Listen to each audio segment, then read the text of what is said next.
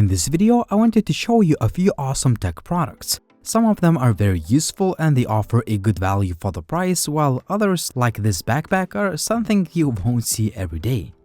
The Tajezzo PZ5 looks like a backpack straight from Cyberpunk, or it could also fit the Squid Games theme.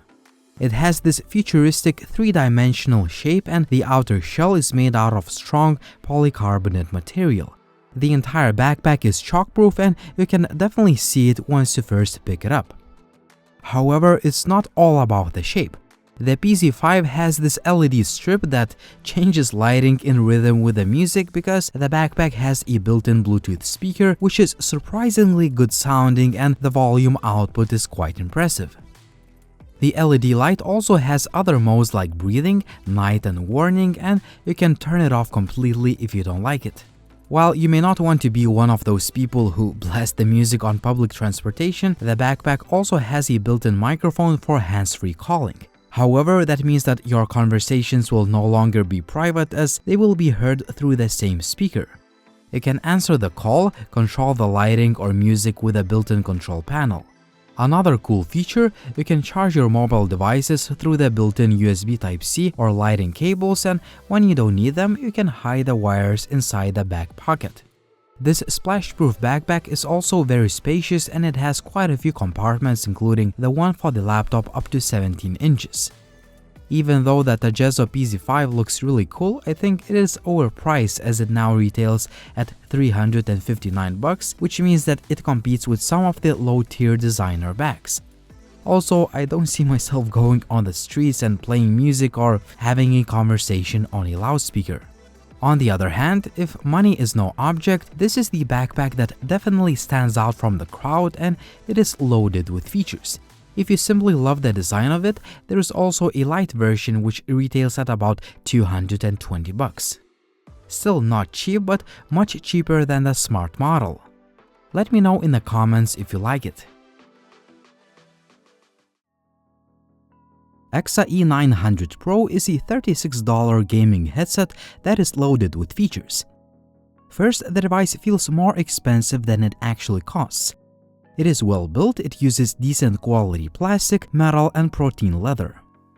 I also found it to be comfortable to wear for hours. The earmuffs are soft, comfy, and they do not irritate my ears. One of the highlights, the detachable noise-canceling microphone, which I found to be pretty effective in minimizing the background noise and capturing my voices clearly during games or video calls. For instance, I tested the headset while playing PUBG Mobile and the audio quality as well as noise cancelling have been pretty good. The volume adjustment and one-key mic mute switch are easy to access, a feature missing on standard headphones. Also, both the volume key and the microphone switch are easy to control. Large 50mm drivers provide surprisingly great sound quality considering such a low price of the device. In particular, I found the dialogues to be very clear, which is important in video calls or gaming with your friends. Even music listening on this headset is pretty good as there is a good balance between mids, highs and lows. Further, the E900 is compatible with most of the devices including laptops, tablets, mobile phones, PlayStation 4, Xbox One controller, Nintendo and so on. Last but not least, the headset ships with this nice travel pouch and a 3.5mm dual split cable. Overall, the AXA E900 Pro is a high-quality device for gaming and video calls, and I can recommend it, especially given such a low price. Even though Huawei Watch 3 was released back in June of 2021, I still think it is one of the nicest looking smartwatches you can buy. For the current retail price of about £250, you are getting a beautifully crafted watch that uses a stainless steel body and a really nice AMOLED display that can be seen even in sunny weather. One of the problems that Apple has sorted on their watch, a digital crown. It seems like a simple and effective solution to control the watch, but we still don't have many of them outside of the Apple ecosystem. I found the crown to be very useful in the feature-packed Harmony OS that runs on this watch. I always love the variety of watch faces and customization options that Huawei watches provide. The watch has quite a few built-in apps, and you can always download the new ones straight on the device itself using the app gallery. As usual with Huawei watches, there are plenty of different sports modes, and you can track your fitness routines in the Huawei Health app that I covered in detail in my previous detailed Huawei watch reviews. The downside, the Huawei Health app is not available on the Google Play Store, but you can easily download it and install it from the app gallery online. Other key features include eSIM support, an average of 3 days of battery life, a built-in GPS, heart rate monitoring, blood oxygen saturation sensor, advanced sleep tracking, and so on. Overall, the Huawei Watch 3 is still one of the nicest looking and feature-packed smartwatches on the market, and I think it's still a good option even in 2022.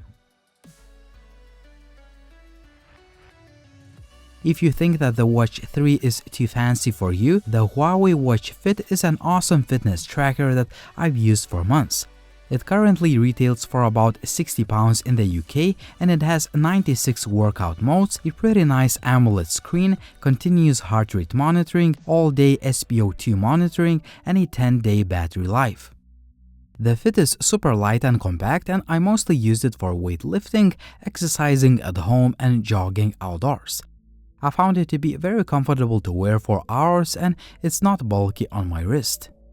One of my favorite features on the Huawei watch is the way of displaying the workout information in real time.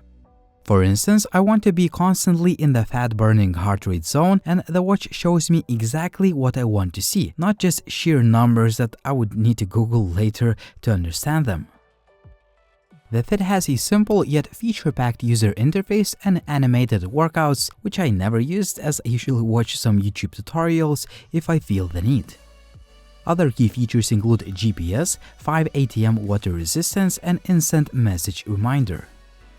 Overall, the Huawei Fit is one of the most comfortable to wear and practical fitness watches I've ever used, and I think it's well worth the price, and it's still worth checking out in 2022. If you keep dropping your phone, you may need to consider a rugged device. I found the Cubot King Kong 7 to be a pretty good option for the current retail price of about $220. First, the device is IP69K and IP68 certified, meaning that it is waterproof, shockproof, and dustproof, and it can survive accidental drops. The King Kong 7 is built like a tank, the overall build quality is very good, and the phone uses metal rails along with shockproof rubber. The device ships with great specifications too: an octa-core Helio P60 CPU, 8GB of RAM, and up to 256 GB of storage. All of these specs translate into smooth day-to-day performance, and the phone runs on stock Android 11. While the phone was not designed for gaming, it can still handle most of the games pretty well. Other key features include a long-lasting 5000 mAh battery, a pretty good 6.36-inch Full HD display, NFC, a triple navigation system, a dual SIM and a micro SD card slot, a pretty fast side-mounted fingerprint reader, a programmable side key, and a triple camera system with a 64-megapixel shooter at the core, a 16-megapixels wide angle, and a 5-megapixels macro lens. On the front, there is a 32-megapixel sensor. Some of the shots are way underexposed and the dynamic range could be better, but in general, daylight image quality is pretty good with both wide angle and the main lens. In low light, the images tend to get a lot softer, but the quality is okay for a budget rugged phone. Selfie quality is decent, but portrait mode may bring some artifacts. The video quality is poor, it is shaky, and there isn't much detail, and the selfie shooter is even worse. Despite some flaws in the camera department, the Cubot King Kong 7 is still a pretty solid rugged budget phone with excellent build, good specifications, performance, and battery life. If you are shopping for a phone that can take a beating, I can recommend this device as a pretty good budget option. If you're looking for a budget projector with good image quality and features like wireless screen mirroring, the Vilnice is the one worth checking out, and it currently retails at about £230, but it often goes on sale or Amazon offers generous 50 quid coupon codes. It ships with everything you need to get started, including a projector screen, all the cables, a remote control, and some paperwork. To stand out from the budget projector market, the Vilnice decided to make a more interesting design. The projector has this fabric material on the top that is nice to the touch, and it uses white plastic on the front and back but a black plastic on the sides. On the bottom, there are rubber pads as well as mounting threads. On the left, there is an array of ports that include 2 HDMI, USB, headphone, AV, and VGA ports. There is also a micro SD card slot. On the top, you can find all of the controls, but I prefer using the remote control. Like most of the projectors in this price segment, the Vilnice lacks autofocus and auto keystone features. As a result, you need to adjust these settings manually, but it takes just a minute to do that. You can project images up to 300 inches, but I would suggest you to stick within 100 inches range for the best quality. One of the standout features, real native 1080p resolution and 8000 lumens of brightness. Opposed to some other budget projectors I tested, the projected image is sharp from corner to corner, and I found the overall picture quality to be really good considering the price. Another selling point, wireless screen mirroring feature from iOS and Android devices using 5 GHz Wi-Fi. That means that the transmission delay is noticeably lower than using 2.4 GHz Wi-Fi signal, and I found a Miracast feature to work great with my Samsung Galaxy S21 Ultra, and the input lag is quite low. Obviously, you can also watch content from the USB drive or other sources via wired connection.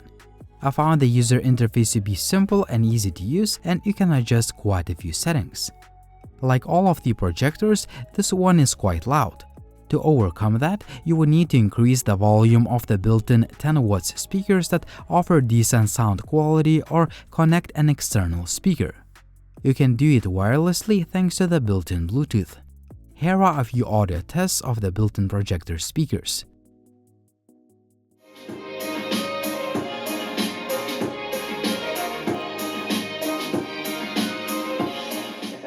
All-I in slow motion at up to 4K 120, which the C70 can't do. It limits that to longer XFAVC. Overall, Vilnice is a good quality budget projector that offers plenty of connectivity options, wireless screen mirroring, and most importantly, good image quality for the price. KYY is an affordable and portable 15.6 inches monitor with USB-C interface. It costs less than $200, and I think it is well worth the price because it offers a lot of features.